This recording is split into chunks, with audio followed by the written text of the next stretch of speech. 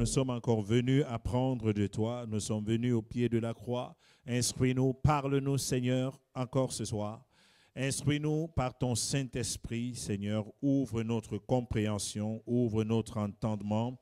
Au nom glorieux de Jésus. Amen. Amen. Marc chapitre 16, verset 15.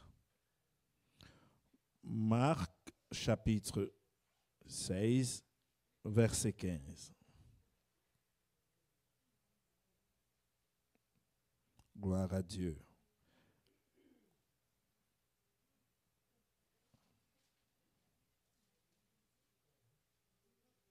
Puis il leur dit, allez par tout le monde et prêchez la bonne nouvelle à toute la création. Celui qui croira et qui sera baptisé sera sauvé, mais celui qui ne croira pas sera condamné.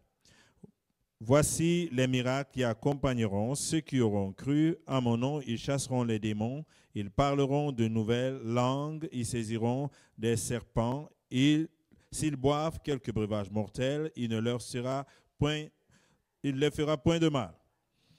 Ils imposeront les mains aux malades et les malades seront guéris. Alléluia.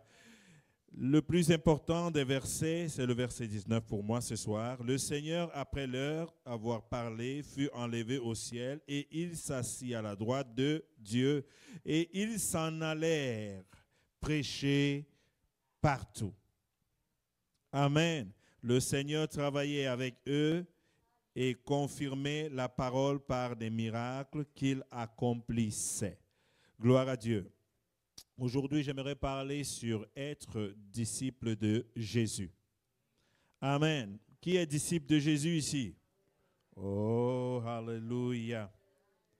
On va juste faire peut-être pour certaines personnes juste un rappel. Vous savez, si jamais il y a un titre que nous ne devons jamais perdre, après avoir été sauvés, il y a deux catégories de personnes dans le royaume de Dieu. Il y a des visiteurs.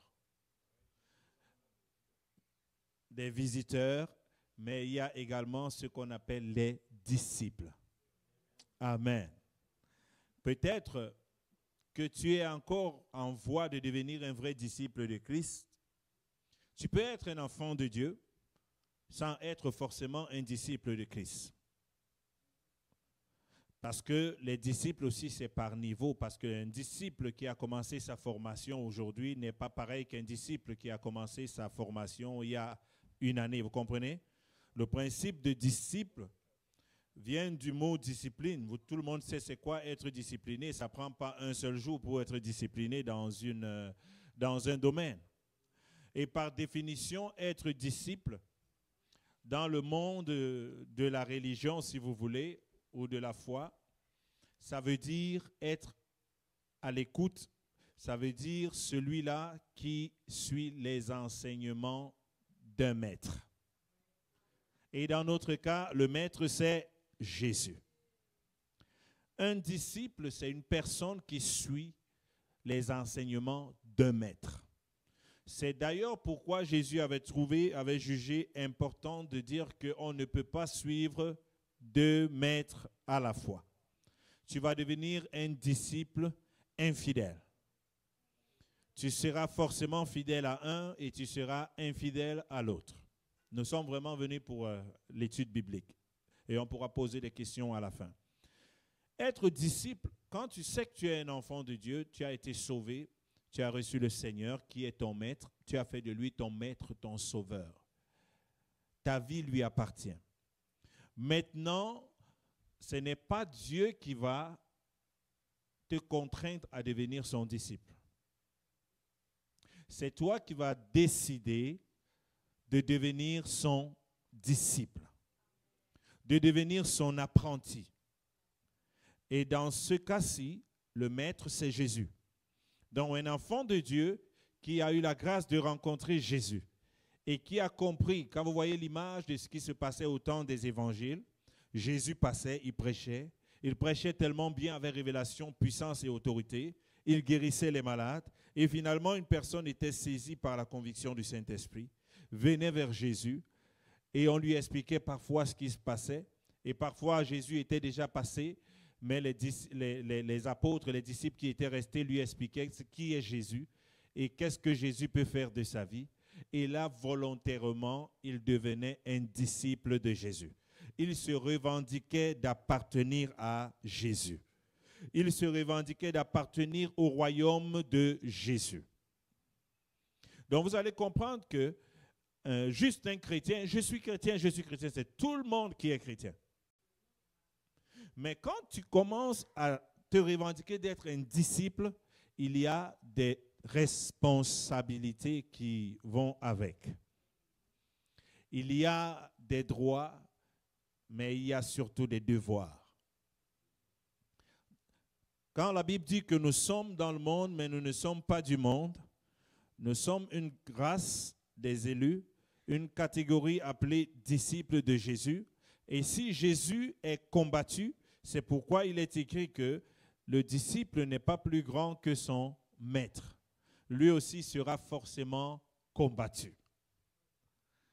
Quand tu sais que tu es un disciple de Jésus, tu vas donc comprendre que lorsqu'on te combat, à cause de qui tu es au fond, à cause de ce que tu dégages, à cause de la présence de Jésus dans ta vie, tu dois te compter parmi les bénis. Bien que ça fasse mal, que les gens te fassent du mal, mais tu dois savoir qu'un disciple n'est pas plus grand que son maître. La Bible nous dit que Jésus n'avait rien fait de mal. Au contraire, il ne faisait que du bien. Tu n'avais pas d'argent pour aller à l'hôpital, il n'y avait même pas encore la science, il n'y avait pas d'opération, il n'y avait pas de prothèse. Il redonnait la vue aux gens, il redonnait les pieds aux gens, il ne faisait que du bien. D'ailleurs, une des fois où on a essayé de le tuer, c'est parce qu'il avait osé demander à une femme qui était courbée de se redresser. Donc vous allez comprendre qu'il a été haï pour qui il était, pour ce qu'il transportait. Et en tant que disciple, nous aussi on bénéficie de cette haine. Alléluia. Ouais, dites oui, oui avec un sourire. Là, ça change tout. Hein? Vous savez, c'est une grande expression de l'amour quand tu peux prendre la peine de la personne que tu aimes avec joie. Même si ça fait mal.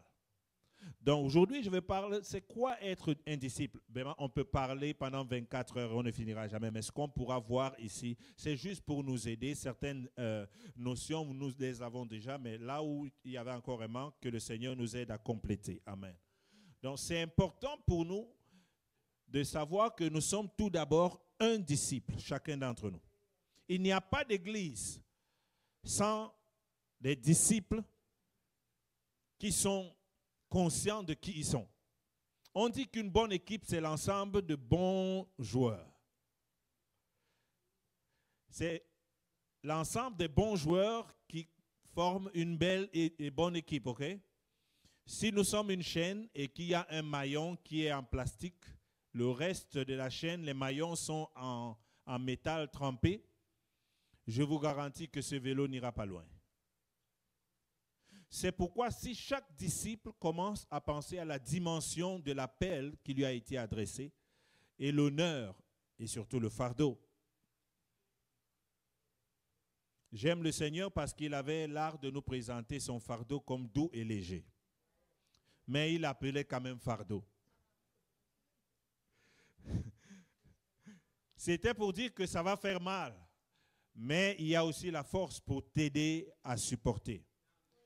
Le fardeau de l'ennemi, c'est un fardeau qui vient pour te détruire. Tu n'as même pas la force de t'en sortir. Mais le fardeau du Seigneur est doux et léger. Mais par définition, un fardeau, ça pèse. Donc pour ceux qui pensaient que Jésus avait dit que « Venez à moi, vous tous qui êtes fatigués et chargés, je vous donnerai du repos », dites-leur qu'il y a des versets qui suivent. Est-ce que tu peux nous donner, je pense que c'est Matthieu chapitre 11, verset 28, je pense. Oui, il a dit, venez à moi, vous tous qui êtes fatigués et chargés, je vous donnerai du repos. Mais les versets ont continué quand même. Amen. Vous avez déjà le texte? Venez à moi, vous tous qui êtes fatigués et chargés, je vous donnerai du repos. Allons-y. Prenez mon joug sur vous et recevez mes instructions, car je suis doux et humble de cœur, et vous trouverez du repos pour vos âmes. Il dit, prenez mon joug. Il dit, moi, ma puissance enlève le fardeau, le joug de l'ennemi, mais j'ai aussi mon joug à moi. J'ai aussi mes combats à moi. J'ai aussi les défis de ce royaume, mais qui sont quand même doux. Il dit, je suis doux et léger, mais il y a son joug qui va avec. Donc, quand tu sais que tu as été appelé, Jésus t'a sauvé, tu as reconnu que tu étais pécheur. Maintenant, tu suis le Seigneur Jésus. La prochaine étape, c'est que tu deviens un soldat. Un disciple, c'est un soldat. Et un soldat ne va pas en bataille avant d'avoir été formé par son maître. Parce que tu ne sais pas comment est-ce qu'on doit livrer la bataille. C'est pourquoi l'aspect de disciple-là est très important dans l'Église aujourd'hui.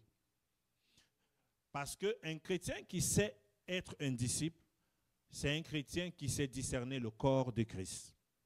Parce que le corps de Christ est formé essentiellement des disciples de Jésus.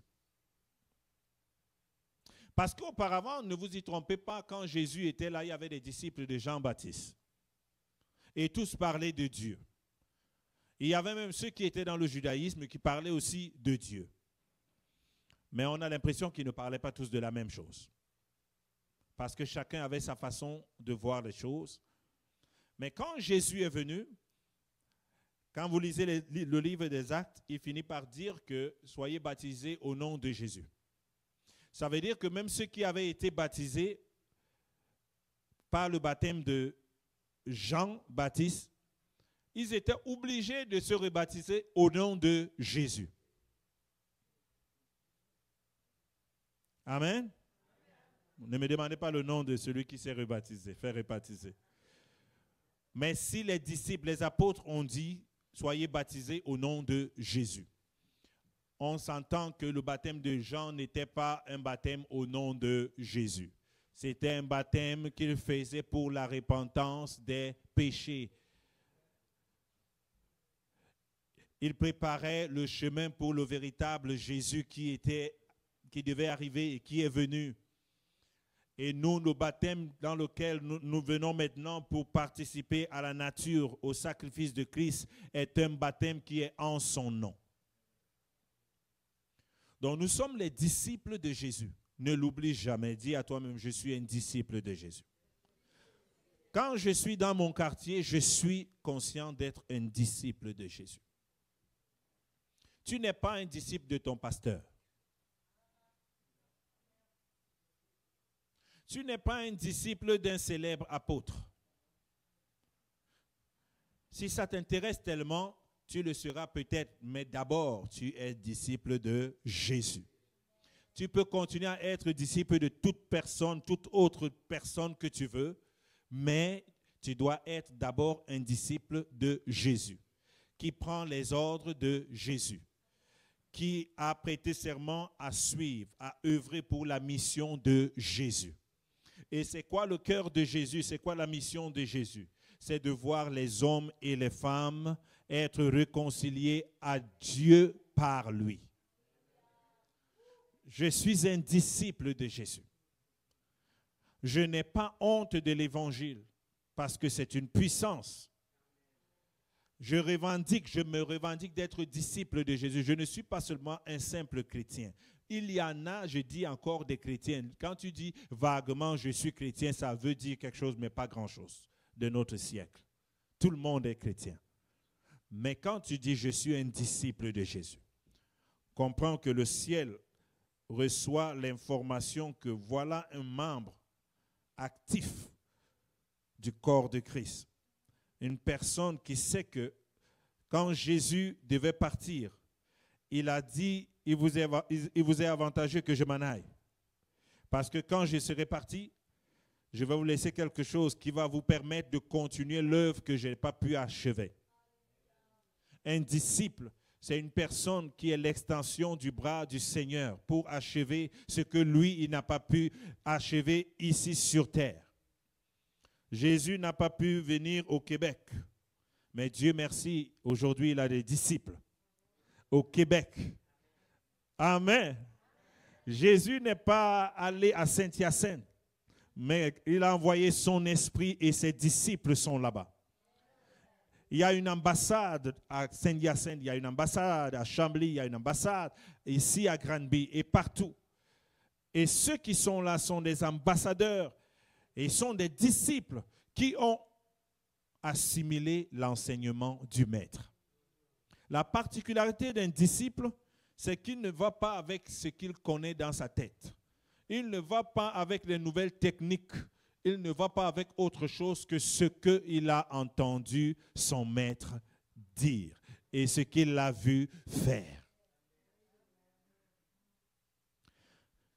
Quand tu commences à agir comme un disciple, tu fais essentiellement ce que tu as vu le maître faire. Jésus disait, moi, je ne fais que ce que je vois faire au Père.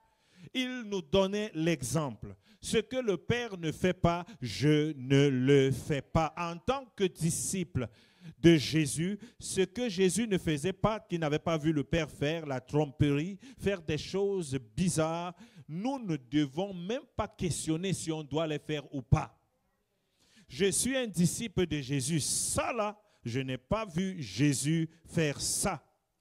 Ça, je n'ai pas vu Jésus opérer comme ça. Nous sommes les disciples de Jésus.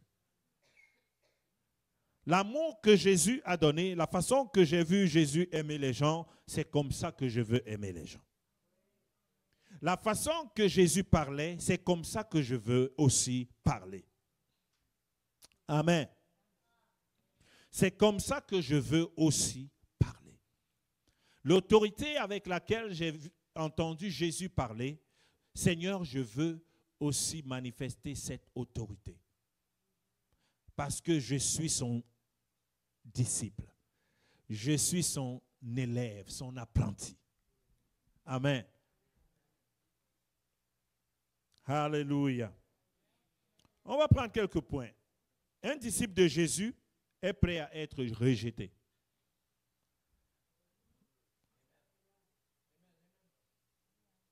Jésus a dit que celui qui veut gagner sa vie la perdra.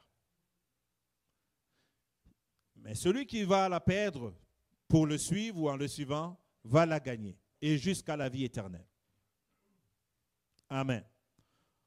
On comprend aisément que, vu la relation conflictuelle entre les Juifs et les Samaritains, le rejet auquel ils ont été confrontés, de la même manière, les disciples de Jésus aujourd'hui seront aussi rejetés du monde. Dans l'histoire des Juifs qui connaissaient déjà Dieu, on sait qu'ils étaient rejetés de tout le monde. Les gens voulaient les tuer. Chaque fois que tu as un maître à qui tu veux prêter allégeance, que tu veux obéir, il y a des gens que ça dérange. L'histoire des Juifs tourne autour des gens que la façon qu'ils prient leur Dieu, la façon qu'ils font leur appelons religion, n'importe quoi. Pourquoi ça vous dérange en quoi? C'est leurs affaires. C'est la même chose avec les enfants de Dieu. Le fait que tu es devenu un disciple de Jésus, ça dérange quelqu'un. Ça dérange le malin. Ça dérange les gens qui sont disciples du diable, du malin. Et alors là, ils commencent à te rejeter. D'ailleurs, quelqu'un a dit un jour que si tu veux savoir si tu es vraiment avec Dieu, montre-nous le nombre de personnes qui te détestent. Montre-nous les évidences que le diable te combat. Parce que si tout le monde est d'accord avec toi, tu es un sorcier. Pour la simple raison que les gens n'étaient pas d'accord avec Jésus, pourtant ils disaient la vérité. Donc, toi, tu vas penser que parce que, en fait, je dis trop la vérité, les gens sont d'accord avec moi. Quand vous voyez une église qui n'est plus combattue, un groupe biblique chrétien qui n'est plus combattu, ils sont déjà dans la compromission. Ils évitent tout ce qui fâche, ils évitent tout ce qui blesse, ils font le grand écart. Quand tu vois un chrétien, je parlais avec un chrétien, il me disait qu'ils ont un groupe, et dans leur groupe, ils ont un groupe de personnes où ils vont souvent les mercredis boire. Ils sont dans l'église. Mais ils ont un programme aussi, ils vont se rafraîchir la gorge. Ils boivent. J'ai dit, je pose bien poser la question, vous allez au bar? Il dit oui. Je dis, et puis vous prenez des boissons, des bières. Il dit oui. Et on boit. Et il dit tout le groupe des hommes de l'église, ils vont au bar. Ce que tu dois comprendre, c'est que ce n'est certainement pas la bière qui peut te séparer de Dieu. Ce n'est certainement pas le bar qui peut te séparer de Dieu. Mais c'est ce de quoi tu ne peux pas te séparer qui va te séparer de Dieu.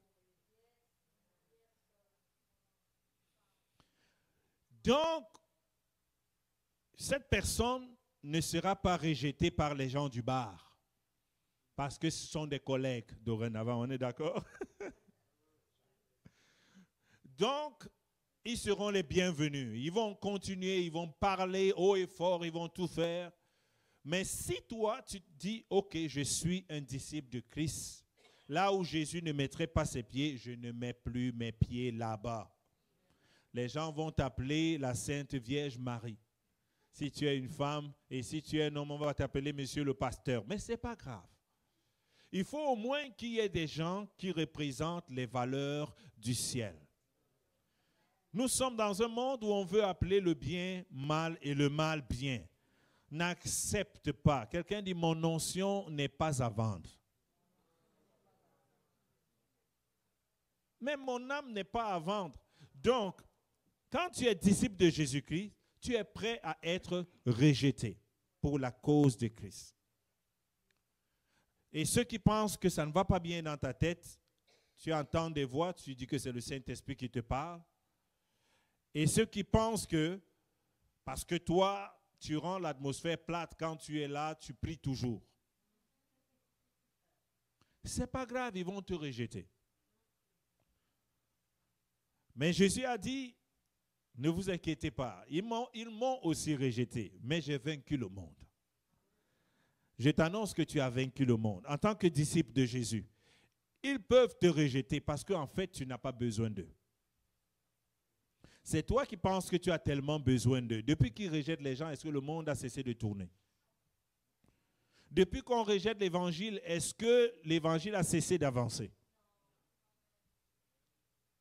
Depuis qu'on menace de couper, de faire ci à l'église, de fermer l'église, est-ce que l'église a fermé dans un pays un jour?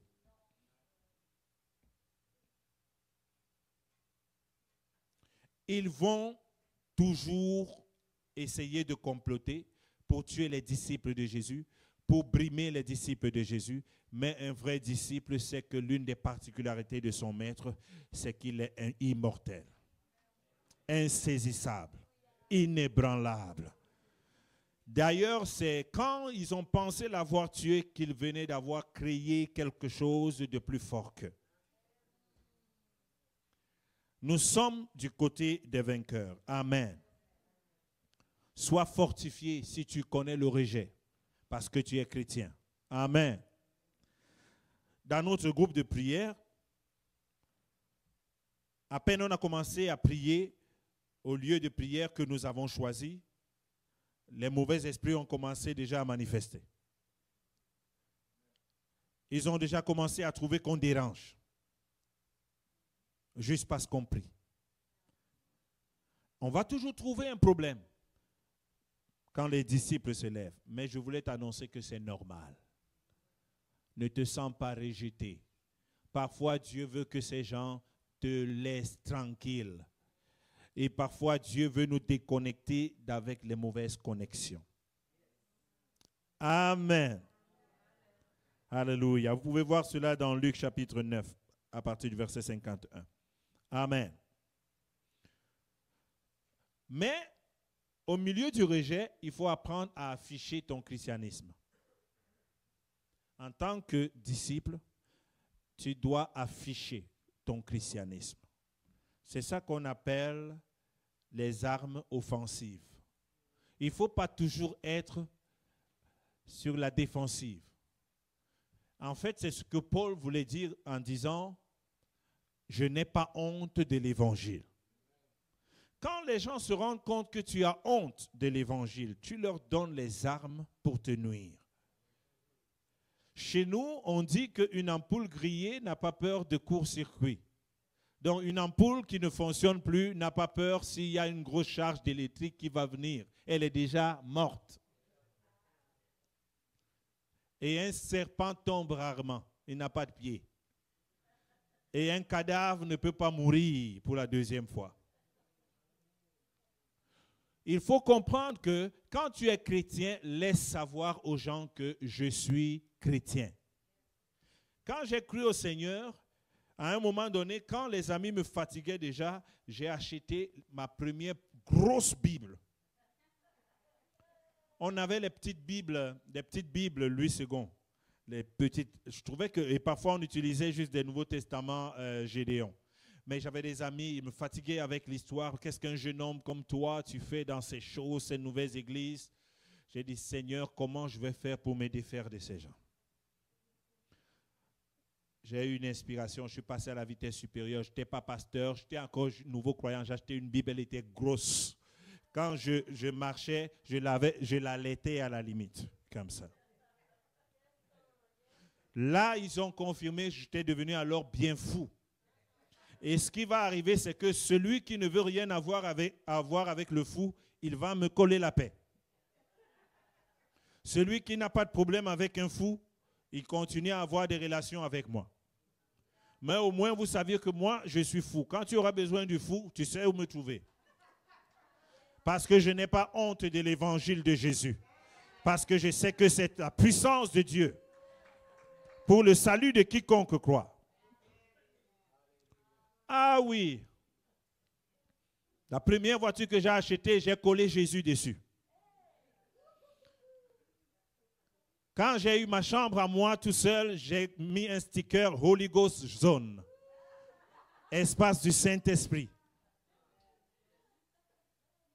Je sais que vous pensez que ça ne va pas bien dans ma tête, mais ce n'est pas grave. C'est que je veux juste qu'avant même que je n'ai à ouvrir la bouche, que vous sachiez que moi, je suis un disciple de Jésus. Je ne suis pas un simple chrétien qui attend la Pâque, qui attend décembre pour aller à l'église. Moi, je suis un disciple de Jésus. Et quand j'ai continué à grandir, j'étais dans un groupe de rap, on chantait du rap. Quand j'ai compris que non, Jésus est tellement en moi que même mes chansons, je peux les utiliser pour le Seigneur, j'ai commencé maintenant à chanter pour Jésus. Mes amis de la chanson aussi étaient déçus de moi. Pendant qu'ils étaient déçus, moi j'étais en train maintenant de penser comment je vais encore chanter plus de chansons avec le nom de Jésus. Jusqu'aujourd'hui, je chante que Jésus. Parce que j'ai compris que je suis un disciple de Jésus dans le monde. Ils vont me rejeter, mais quand ils me rejettent, ceux qui sont avec nous, le nombre de personnes qui sont des mordus de Jésus est plus grand que ceux qui ne connaissent pas Jésus, mais vous ne le savez pas. Ceux qui sont avec nous sont plus nombreux que ceux qui sont avec eux là. Alléluia.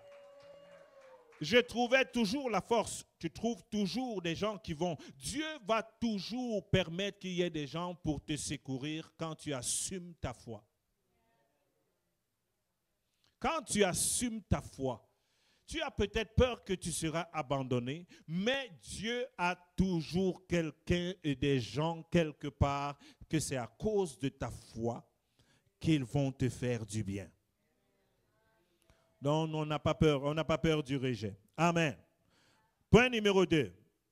Un vrai disciple aime son prochain. Amen. Nous ne sommes pas des chrétiens comme n'importe quel chrétien. Nous sommes des disciples, des gens qui apprennent des enseignements de Jésus, qui est notre maître. On l'appelait Rabbi.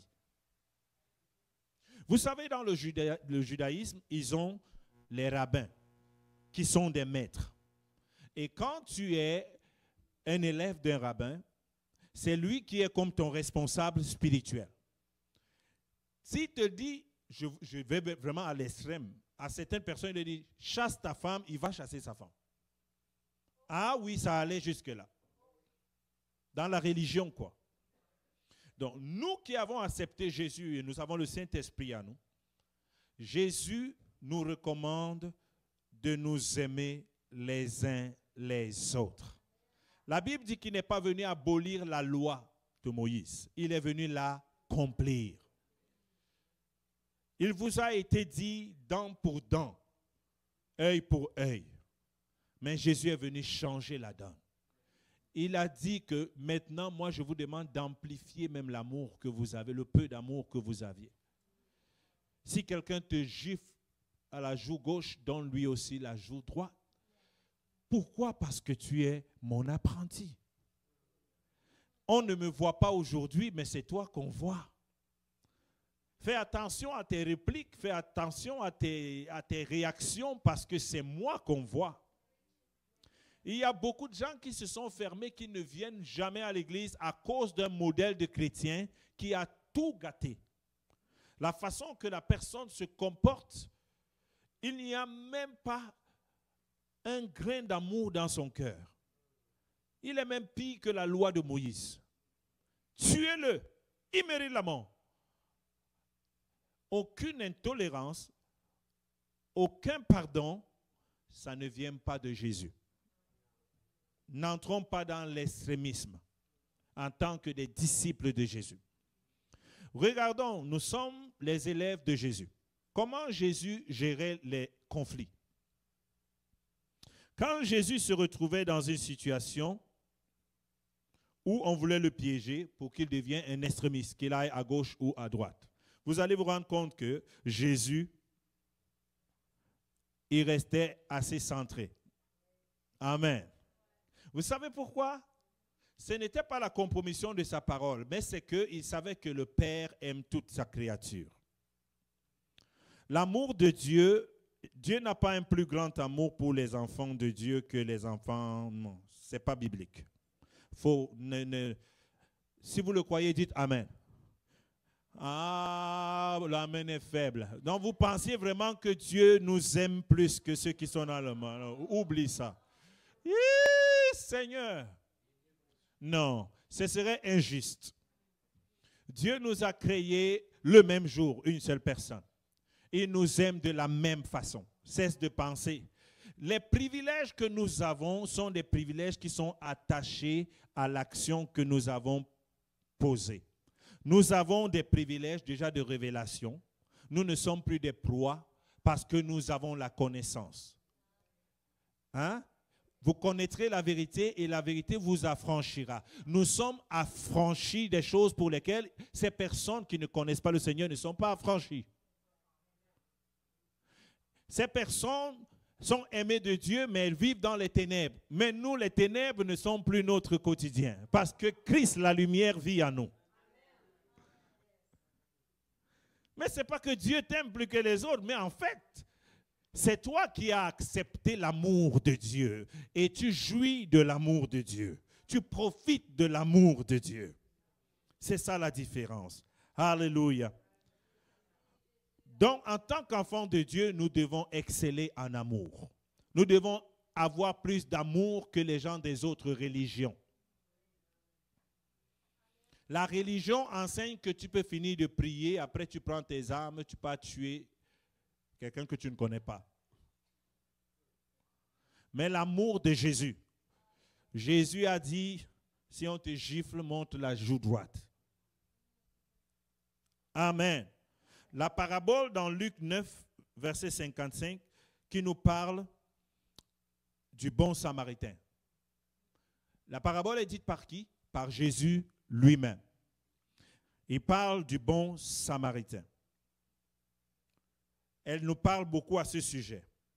Alors que ceux qui croyaient être importants et qui étaient dans la société, des grands de la société à l'époque, ils passent à côté de l'homme, à demi-mort. Seul le Samaritain, qui est de la basse société, s'arrête pour soigner et apporter de l'aide aux Samaritains.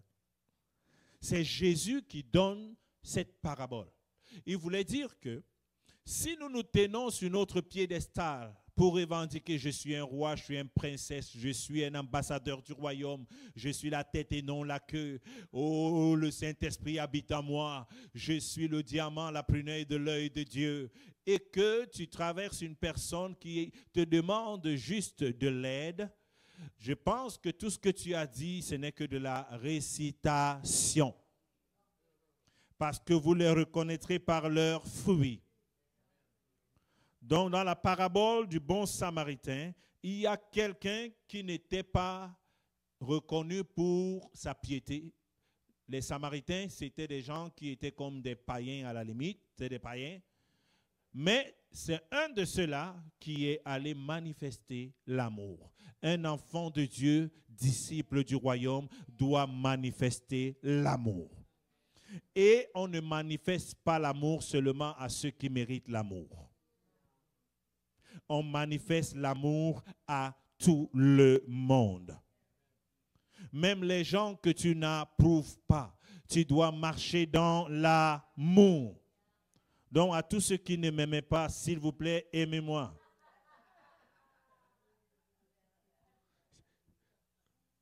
Amen. Nous devons manifester l'amour, marcher dans l'amour. En faisant ainsi, le caractère de Jésus, la stature de Jésus commence à être visible en toi. Amen. L'amour ici n'est pas quelque chose que tu ressens. Comprenez? Parce que je ne pense pas que quand on bastonnait Jésus, ressentait le fond. C'était pas beau, hein? Mais l'amour dont parle la Bible, c'est l'amour. La Bible dit qu'il mit un comble à son amour. Comment il a mis un comble à son amour? Par les gestes qu'il a posés. Alors qu'il ressentait de la douleur sur la croix, il a décidé, au lieu de dire que le feu descende et brûle, le Seigneur, envoie tes anges. Il a dit, Seigneur, pardonne-leur. Ils ne savent pas, ils sont tous fous. Le diable les a aveuglés. C'était l'expression de l'amour. Mais le sang qui coulait lui disait autre chose dans son corps. Ça chauffait dans le corps. Mais il savait qu'il ne devait pas répondre à la violence par la violence, la haine par la haine. Il devait donner de l'amour. Les chrétiens doivent apprendre à donner de l'amour. Amen. À parler l'amour, à inspirer l'amour. Vous savez, à une époque, ça a baissé. Quand le combat spirituel est entré dans l'église, il y a beaucoup de familles qui avaient été très disloquées à cause des mauvais enseignements. Ou quand quelqu'un n'était pas chrétien né de nouveau, lui, il était un démon. Tu ne devais même plus marcher avec, parce que la Bible dit sortez du milieu d'eux. Il y a des familles qui ont été détruites. Mais Dieu merci, ça se replace quand même. Ne commettons pas ces erreurs. Même si tu prêches l'évangile à une personne et la personne n'a pas accepté, aime la personne. Parce que Dieu n'a pas cessé de les aimer et Jésus n'a pas cessé de les aimer. Aime la personne. Et quand tu vas aimer la personne, à chaque fois que tu veux parler de la personne, tu vas y penser 2 fois. Parce que quand tu enlèves l'amour que tu as pour une personne ou une entité, tes jugements deviennent trop durs. Tu deviens plus dur que Dieu. Alléluia. Ça me fait penser à M. David, à qui on est venu dire, un homme avait, c'était quel animal là? Avec des bêtes, avec des agneaux. Et puis, avec des brebis, voilà, c'est ça. Un homme avait des brebis. Il a laissé ses brebis et il est allé prendre les brebis d'une autre personne. Et quand la personne est venue revendiquer ses brebis, il a tué la personne. David a dit, quoi? Sacrilège, amenez-le-moi. Il mérite la mort. Quand on a dit à David, cet homme, c'est toi. David est devenu comme une poule mouillée. Voyez comment on peut être très violent quand ce n'est pas nous. quand ce n'est pas un membre de notre famille. Et là, David a commencé à supplier, à demander la pitié, le pardon. Il a même jeûné. Il a ceint d'un sac. Donc, vous devez comprendre qu'en tant que chrétien, nous avons la responsabilité de manifester l'amour de Jésus. Pour que quand tu dis Jésus t'aime, que tout ce qu'on te voit faire, la façon qu'on te voit aller, reflète ton Jésus t'aime. Alléluia! Je ne dis pas que vous n'aimez pas, hein? Je dis amplifie encore. Dis à ton voisin, amplifie encore ton amour. Alléluia. On veut grandir dans l'amour. Alléluia. Merci Seigneur. Gloire à Dieu. Merci Seigneur. Troisièmement, les disciples de Jésus sont caractérisés par l'humilité. Amen. Être humble, ce n'est pas être faible. Être humble, ce n'est pas être calme. Il y a des gens qui sont calmes et qui ont une petite voix. Ils ne parlent jamais fort. Ils n'élèvent jamais la voix. Il ne dit jamais non, mais il n'est pas humble. Dans son cœur, il est rempli de lui-même. La Bible dit, n'ayez pas une haute estime de vous-même. Un disciple de Jésus dans ce monde doit apprendre à inspirer l'humilité. Vous savez, dans le livre de Galates, chapitre 2, c'est Galates ou Philippiens, chapitre 2, Philippiens, je pense. La Bible dit que c'est pourquoi Dieu l'a élevé et lui a donné le nom au-dessus de tout autre nom. Pourquoi? Parce que, étant Dieu, il n'a pas pris cela comme une proie. La Bible dit qu'il s'est dépouillé. Il s'est dépouillé. Tu as trouvé le passage? C'est Philippiens 2. Il s'est dépouillé. La Bible ne dit pas que c'est l'une des raisons.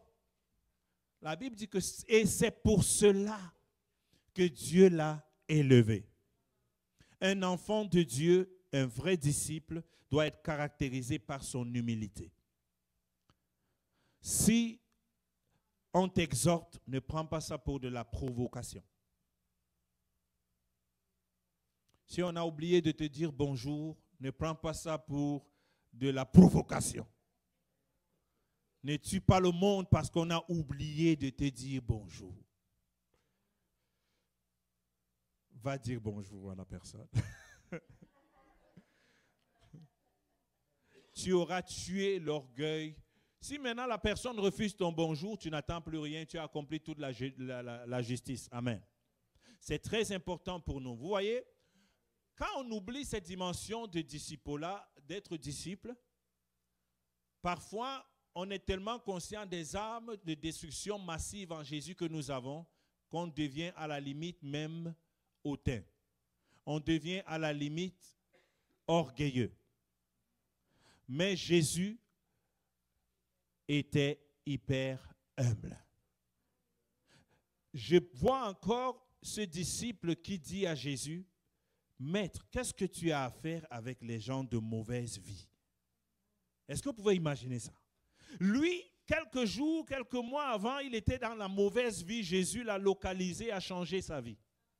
Il voit Jésus marcher avec une prostituée qui est en processus de transformation. Et Jésus et ce disciple taxe Jésus de marcher avec des personnes de mauvaise vie. Ce disciple était charnot, orgueilleux. Parce qu'il pensait que lui, il méritait être dans les bonnes grâces du Seigneur Jésus et pas les autres. Il pensait qu'on l'avait choisi parce que lui, c'était un bon gars.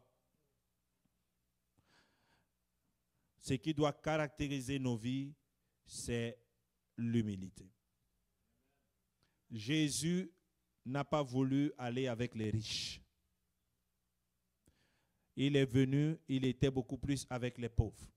D'ailleurs, il a dit que ce ne sont pas ceux qui sont bien portants qui ont besoin de lui, c'est ceux qui sont malades.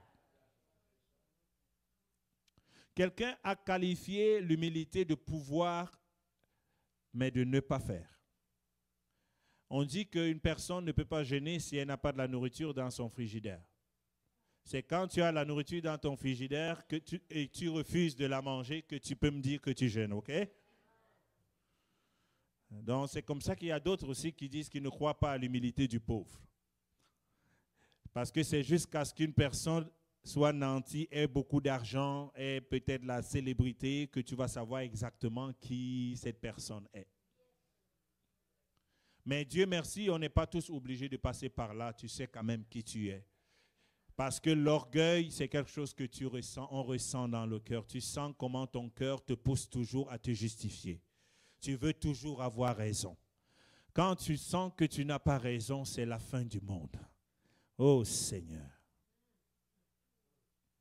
Jésus ne fonctionnait pas comme ça. Donc, en tant que disciples, nous devons rester humbles. Parce que c'est pour cela que Dieu lui a donné un nom au-dessus de tout autre nom. Être humble dans nos discours. Être humble même dans nos témoignages. Être humble dans notre apparence. Être humble dans ce que nous faisons pour Jésus. Amen. Vous savez que quand tu es humble, beaucoup de gens se lèvent pour ta cause quand tu as un problème. Vous avez constaté ça? Les gens n'aiment pas se lever pour une personne qui est orgueilleuse. Vous voyez une personne, quand elle était bien portante, elle était orgueilleuse, elle parlait, les gens étaient là. Ils ne savaient pas que les gens attendent. Ils attendent. Le jour où ils tombent, boum! Je pense souvent aux hommes. Tu vois, un homme, il est tellement méchant avec sa conjointe, tellement méchant parce qu'il tient sur ses deux pieds. C'est lui le boss de la maison. Il parle n'importe comment, il la traite du moins que rien et tout. Le jour où un AVC frappe, bam! Où maintenant il a besoin de quelqu'un pour manger. Il devient humble.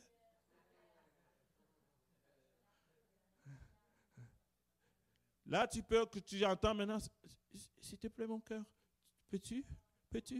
Mais c'est lui qui criait quand il avait encore ses deux jambes. Passe-moi telle chose, passe-moi telle chose, passe-moi telle chose. Amen. L'humilité, c'est avoir cette voix, avoir cette force, mais refuser de t'en servir pour diminuer une autre personne. Alléluia. Un disciple doit avoir l'humilité de notre Seigneur. Jésus marchait dans les rues avec les pécheurs. Il marchait avec les gens qui n'étaient pas à l'école. Mais pourtant, il était le sage des sages, l'apôtre des apôtres. Il était l'évangéliste des évangélistes. Amen. Est-ce que quelqu'un est béni ce soir? C'est des enseignements ça nous pique un peu. Mais ça fait du bien, hein? Ça fait du bien, ça fait du bien, ça fait du bien, hein? Ça fait du bien, hein? Ouais, ça fait du bien. Ça fait du bien, hein? Ouais, ça fait du bien. Ça pique, mais ça, acclamons la parole de Dieu ce soir. Moi-même, ça me pique, hein? Ça me pique. Ça me pique. Mais ça fait du bien. Parce qu'on oublie ces choses. On tombe dans la puissance de Dieu. Pourtant, la base, le fondement de cette puissance, c'est dans le caractère de notre Seigneur Jésus. 4. Un disciple est totalement attaché à Jésus et totalement détaché du monde. Alors que certains obstacles dans la marche d'un disciple sont extérieurs, comme le rejet dont nous avons parlé, il y a d'autres obstacles que nous invitons souvent dans nos vies. La Bible dit que le monde n'avait rien en Jésus. Jésus, lui-même, il a dit, le prince de ce monde vient et il n'a rien en moi. Chaque fois que le prince de ce monde trouve sa chose en toi, il est en droit de venir la chercher. Si tu vis comme le monde, c'est normal que le prince de ce monde te traite comme son ami Et la façon qu'il traite ses amis, c'est que quand ça le tente, il te fait du mal. Un enfant de Dieu ne doit pas vivre un pied dans le royaume, un pied dans le monde. Si quelqu'un aime le monde, l'amour du Père n'est point en lui. Je ne sais pas comment on a réussi à diluer ce verset. La Bible ne dit pas qu'il se pourrait que l'amour du Père ne soit plus en lui. Si quelqu'un aime le monde, il se pourrait que l'amour du Père ne soit plus. Non. La Bible dit, si quelqu'un aime le monde, l'amour du Père n'est point en lui. Donc, si tu vois une personne et que tu peux confirmer par la façon que la personne vit, qu'elle aime le monde, ne lui pose pas la question si l'amour du Père est encore en lui. C'est l'absence de l'amour du Père qui pousse à la personne d'enjoy les plaisirs du monde. Parce que plus tu aimes le Père, plus tu aimes le Fils, plus tu détestes, tu t'éloignes du monde. C'est naturel. Il n'y a pas une prière à faire que Seigneur, chasse-moi du monde, éloigne-moi du monde. Ça ne fonctionne pas en prière. Il n'y a pas une prière pour ça. Seigneur, déconnecte-moi du monde. Je chasse le monde. Tu ne chasses pas le monde, tu fuis le monde. La Bible a dit fuyez. Pour le diable, il a dit résister. Pour le monde, c'est fuyez. Alors, si tu vois quelqu'un qui n'a pas peur du monde, oublie tout ce qu'il va te raconter. C'est son monde. Mais un vrai disciple, ô Seigneur,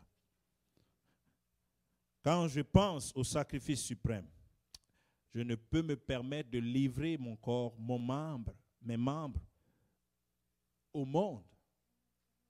Parce que c'est comme si tu crucifiais le Seigneur Jésus pour la deuxième fois. Alléluia. La vie du disciple n'est pas caractérisée par le confort. Et Jésus lui-même nous invite à considérer cela. Qui dit engagement, dit dépense. Et Jésus insiste sur le fait que nous devons réaliser ce qui en coûte de le suivre. Le prix à payer est élevé. Les gens qui sont dans le monde, ils ne viennent pas à l'église chaque dimanche, ils ne viennent pas mercredi à l'étude biblique. Ils ont d'autres programmes pour remplir leur horaire. Donc, impossible que moi, qui dis que je suis disciple de Jésus, on trouve moins de programmes d'un disciple de Jésus. On trouve les mêmes programmes, les mêmes horaires qu'une personne qui n'a pas Jésus, qui n'est pas disciple de Jésus. Est-ce que vous comprenez mes mathématiques? Tu fais bien d'être là ce soir. Dis à ton voisin, tu fais bien d'être là ce soir. Tu es un vrai disciple. Oh Seigneur, aide-nous. Alléluia. Luc 9, 58. Donne-nous le verset. Alléluia. Et ça, il ne s'agit pas d'un engagement d'un temps. C'est à vie. Quand tu as dit, Seigneur, je te donne ma vie, il n'y a pas une date de péremption là-dessus. Jusqu'au bout, je veux te suivre dans les bons et les mauvais jours. Seigneur, j'ai misé sur toi. Tu es mon cheval gagnant. Si je perds, j'aime mieux perdre. Mais je refuse de me prostituer. Je refuse d'avoir des plans B alors que tu es la seule option.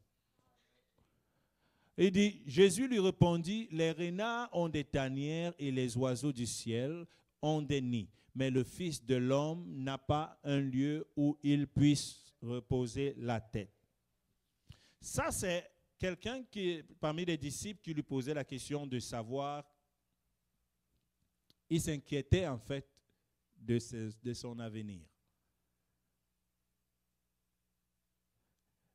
Et il s'inquiétait des choses de ce monde. Et Jésus lui dit que même les animaux, ils savent exactement où ils vont aller. Mais toi, quand tu me suis, j'aimerais que ta confiance soit exclusivement en moi. Je ne t'abandonne. La seule chose que je peux te dire, c'est que je ne t'abandonnerai jamais. Ma première job que j'ai eue, quand je suis allé pour négocier le salaire, n'était pas vraiment un travail parce qu'il devait me former et je ne me payais pas la formation, donc il devait compenser. Et je lui avais demandé, tu vas me donner combien? Et le monsieur m'avait répondu, si je mange, tu mangeras. Et si je ne mange pas, eh bien, on va crever ensemble. Je suis retourné à la maison, je n'avais pas bien compris son affaire, j'étais un ado. Mais si aujourd'hui j'ai encore cette phrase, ça veut dire que le monsieur était sage. En fait, le monsieur il donnait la réponse à un ado qui ne pense pas vraiment à l'ouvrage, au travail qu'il va faire. Il pense déjà à combien il va gagner là-dessus, alors que ma situation était que je ne maîtrisais pas le métier. C'est lui qui devait me former et je ne devais pas payer pour la formation. Ce n'était pas un emploi. Mais j'avais déjà demandé, tu vas me payer combien? J'imagine qu'il ne savait même pas quoi me dire. Et il a dit, si je mange, tu vas manger. Bon, j'avais quand même quelque chose. Alors, la seule chose que j'avais, c'était de veiller à ce qu'il mange. Si je le vois manger, alors, si je vois qu'il y a une journée qui veut passer, je ne le vois pas vraiment manger, je vais prier pour lui pour qu'il mange. Parce que s'il mange, moi aussi je vais manger. Jésus te dit, s'ils n'ont pas pu, le monde n'a pas pu me tuer, il ne te tuera pas. Si malgré le rejet, malgré tout l'abandon, malgré tout ce qu'ils font, ils n'ont pas pu arrêter le plan de Dieu, en moi qui t'ai appelé, ils n'arrêteront pas le plan de Dieu sur ta vie. Alléluia. Totalement attaché à Jésus. Merci Seigneur. C'est déjà trop tard. Tu ne peux plus dire que tu t'es trompé. Pour ceux qui connaissent Jésus depuis 40 ans, depuis 30, depuis 20, depuis 10 ans, c'est tard. Tu ne peux plus dire que tu t'es trompé. Ce que tu as ressenti lorsqu'il a embrasé ton cœur. Non, non, non, non, non. Quelqu'un ne peut plus te le retirer. Quelqu'un ne peut plus. Je pense que c'est ça qui a animé les disciples qui ont dit, Paul a dit, est-ce la famine? Est-ce la persécution? Est-ce le manquement? Est-ce la maladie? Est-ce la mort? Qu'est-ce qui nous séparera de l'amour de Dieu manifesté en Jésus-Christ? Non, oublie ça. Appelle tous les présidents du monde et les rois du monde qu'ils essayent toujours, mais nous ne laisserons pas nous séparer de l'amour de Jésus. Avant-dernier point pour ce soir, le disciple est totalement dépendant de Dieu.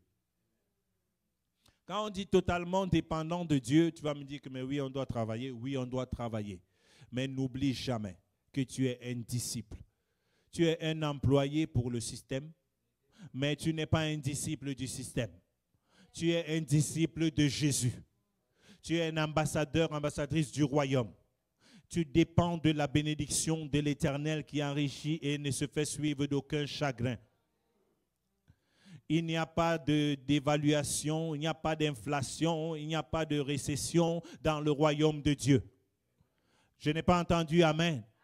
J'ai dit il n'y a pas de dévaluation, il n'y a pas d'inflation, il n'y a pas de récession dans le royaume de Dieu. Le royaume de Dieu est un royaume où il y a la joie dans le Saint-Esprit 24/7. Donc, même si nous vivons les réalités que nous travaillons et nous attendons de l'argent ou ceux qui sont retraités, n'oublie jamais que tu es un disciple et que le maître, s'il mange, tu vas manger. Si le maître mange, je vais manger. D'où la chanson « Parce qu'il vit, je n'ai rien à craindre, mes lendemains sont assurés. » Ah ouais, c'est bon là. Parce qu'il vit, je n'ai rien à craindre. Montrez-moi Jésus mort. Là, je vais ressentir la panique. Quand on a annoncé qu'il était mort, que le maître était mort, c'était la panique générale. Mais lorsque les plus peureux ont appris qu'il était ressuscité, l'espoir est revenu. Tant que Jésus est assis sur le trône, tout va bien. Tant que Jésus est assis sur le trône, tout va bien. Alléluia. Merci. Il est écrit dans Luc chapitre 12, verset 22. Dieu sait ce dont ils ont besoin, tout ce dont tu as besoin. Il t'invite à le chercher. C'est pourquoi la Bible dit que cherchez premièrement le royaume des cieux et toute sa justice et toutes choses, par certaines choses, toutes choses vous seront données par-dessus tout. Alléluia. Un disciple cherche premièrement le royaume. Et le royaume, quand on dit chercher premièrement, c'est plaire au roi de ce royaume. C'est de te conformer aux exigences de ce royaume. D'avoir toujours ta robe bien propre, parce que dans ce royaume, on ne supporte pas la saleté. Vous savez, si tu es dans un royaume de dignité où tout le monde est en robe blanche et que tout le monde est en robe éclatante, et toi tu viens avec un vêtement qui est tout taché, tout le monde va se retourner quand tu vas rentrer. C'est pourquoi c'est ta responsabilité de laver ta robe, pour que tu sois toujours à l'image de toute l'équipe. Alléluia. Merci Seigneur. Nous cherchons d'abord le royaume des cieux. C'est ça un vrai disciple. Alléluia. Et toutes les autres choses. Pour finir, les disciples attendent le retour. Et ça, c'est la monnaie la plus rare de nos jours. Mais les vrais disciples, comme ceux qui sont en ligne et ceux qui sont aussi ce soir, attendent le retour de leur Sauveur. Parce que nous savons que Maranatha, Jésus revient bientôt. Quelqu'un le dit encore, Jésus revient bientôt. Même si ça pique. Même si ça fait mal pour le moment, même si les afflictions sont là, même si les combats sont là, même s'il y en a qui ne croient pas, un disciple est le dernier à refuser de croire la véracité de l'avènement de Jésus. Jésus revient bientôt. Et il vient pour prendre son église dont tu fais partie. Alléluia. La Bible dit que ceux qui sont morts dans le Seigneur, ils ne sont pas morts, ils dorment. Si jamais il n'arrive pas et que je meurs, je ne serai pas mort. Je serai en train de dormir. Parce que le gouvernement ne m'a pas donné assez de temps de dormir. Il voulait que je travaille. Donc parce que... Dieu va me donner un grand repos parce que je crois en son avènement. Jésus revient bientôt. Jésus revient bientôt. Alléluia. Vous savez, certains disent « Je vous salue Marie ». Je pense que les chrétiens nés de nouveau doivent commencer à le dire minimum même 50 fois par jour. Jésus revient bientôt parce que le diable essaye de nous voler cette attente, cette vérité. C'est comme si on n'y croit même plus. C'est comme si on pense que je suis devenu enfant de Dieu, j'ai prié, Dieu m'a donné une voiture, Dieu m'a donné une maison, Dieu m'a donné un époux, une épouse et ça suffit. Non. Le plus beau cadeau qu'on a reçu quand on a reçu le salut, c'est que Jésus revient bientôt. Et bientôt, nous serons au son de la trompette. Nous allons le rencontrer dans les nuées. Alléluia. Acclamons le Seigneur pour sa parole ce soir. Merci Seigneur. Jésus revient bientôt. Que personne ne vole cette espérance. Je vais juste récapituler pour ceux qui n'ont pas pris de notes. On a dit qu'un disciple de Jésus est prêt à être rejeté. C'est normal en tant qu'un disciple. Un vrai disciple aime son prochain. L'amour est la marque de Jésus. Alléluia. 3. Les disciples de Jésus sont caractérisés par l'humilité. Si tu vois une personne qui est orgueilleuse, cette personne ne ressemble pas à Jésus. C'est pourquoi même si une personne ressuscite les morts, s'il n'y a pas le caractère de l'humilité de Jésus, faites attention. Faites attention parce que ce n'est pas tous ceux qui font des miracles qui sont de Dieu. Numéro 4, le disciple est totalement attaché à Jésus-Christ et totalement détaché du monde. Tu ne peux pas tout mélanger dans un même panier. Alléluia. Soit tu es de la lumière, soit tu es dans les ténèbres. Alléluia. Il n'y a pas d'ampoule à moitié allumée. Et numéro 5, le disciple est totalement dépendant de Dieu. Alléluia.